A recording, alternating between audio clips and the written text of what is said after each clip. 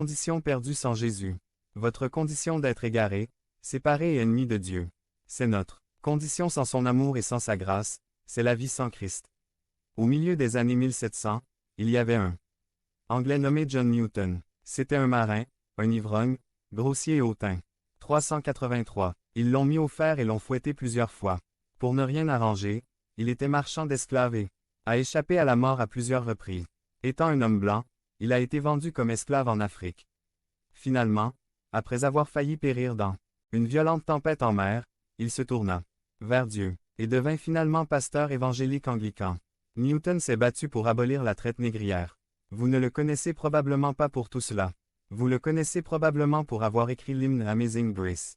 Amazing Grace, en espagnol. Avant de mourir, il a écrit sa propre épitaphe qui disait John Newton, marchand. J'étais autrefois un infidèle et un libertin, un esclave en Afrique, mais par la riche miséricorde de notre Seigneur et Sauveur, Jésus-Christ j'ai été préservé, restauré, pardonné et désigné pour prêcher cette même foi que j'avais toujours travaillé à détruire. Ce qui précède est tiré de l'autobiographie de Newton, de Depth, Moody, Press et de Barclay, p.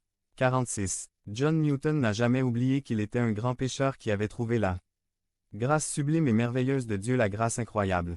Saviez-vous? Pablo ne pouvait pas non plus oublier. Frères et amis, nous ne pouvons pas non plus l'oublier. Appel, défi, combien de temps allez-vous ignorer la grâce de Dieu? Qu'est-ce qui vous arrête? Voici Victor, José, Julia.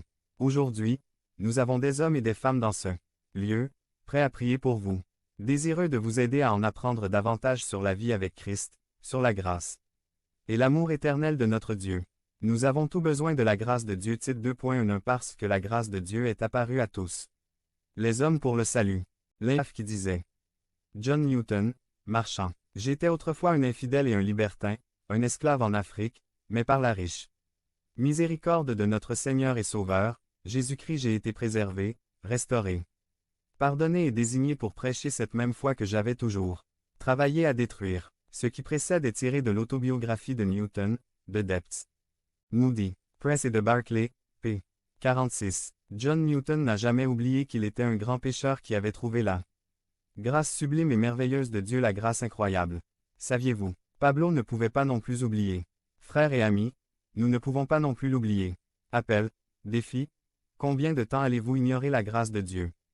Qu'est-ce qui vous arrête? Voici Victor, José, Julia.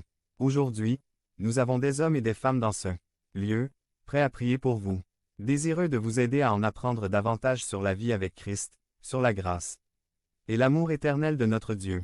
Nous avons tout besoin de la grâce de Dieu. Titre 2.1 Parce que la grâce de Dieu est apparue à tous.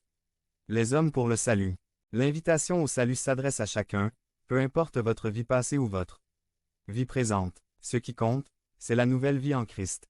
Dieu, par sa grâce, vous appelle aujourd'hui au salut. Maintenant, c'est à vous d'accepter ou non cette grâce.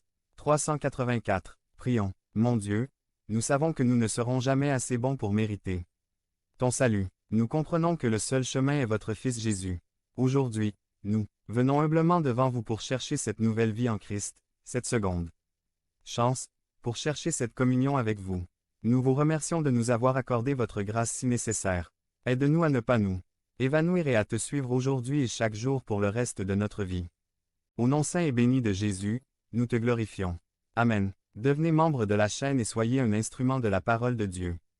Ne manquez pas cette opportunité d'avoir un impact sur